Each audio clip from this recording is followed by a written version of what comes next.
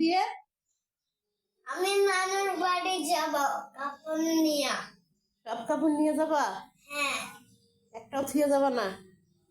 না, ব্যাগ খালি হয়ে গেছে। ও, কবে যাবা? আজকে। ও, ঠিক আছে।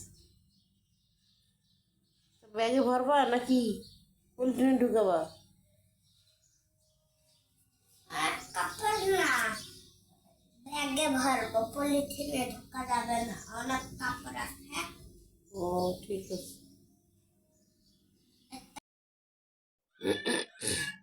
এই যে দেখুন আমার ছেলে কালকে ওর নানু চলে গেছে, ওকে রেখে তার জন্য ও কান্নাকাটি করতেছিল। আজ সকাল প্রায় 6টার দিকে উঠেছে, ওঠার পরে এই তো ও শুরু করে দিয়েছে যে ওর কাপড়গুলো ও এভাবে ব্যাগে ভরতেছে, তাও আবার পলিথিনের ব্যাগে ভরে। এখন ও মানে চলে যাবে। এখানে দেখুন অনেক কাপড়, সব অলরেডি সব কাপড় বাইর করে ফেলছে, আর সঙ্গে এই যে খেলনার ঝুড়িটাও নিয়ে নিয়েছে। ও নাকি এগুলো সব কিছু নিয়ে আজকে নানুর বাসায় চলে যাবে, মানে ওর কথা। তো ও কি বলে শুনেন আপনারা। জিহাদ, আমি নানুর বাড়ি যাই। জোরে বলো, শুনতে পাচ্ছি না আমি। আমি নানুর বাড়িতে যাব। এগুলো নিয়ে যাবে? হ্যাঁ, আমি খেলনা নিয়ে যাই, নানুর বাড়িতে খেলা করবো। ওকে। তারপরে তো বললোই ও নানুর বাড়ি চলে যাবে। আর বাচ্চারা নানুর বাড়িতে কি যে মজা পায়, আর নানু ভাই আর নানিকে দেখলে কি যে শান্তি লাগে জানি না। তো আমার মনে হয় সব বাচ্চারাই এরকম আমার ছেলের মতো।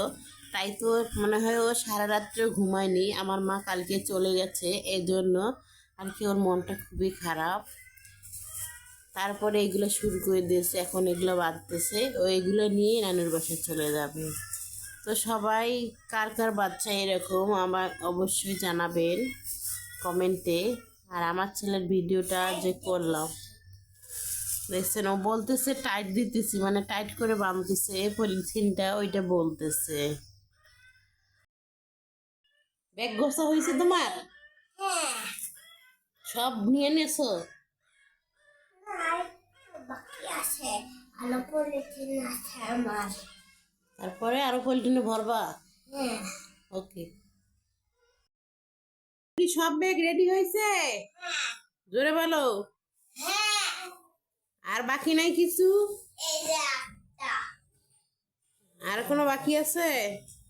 না। ঠিক আছে।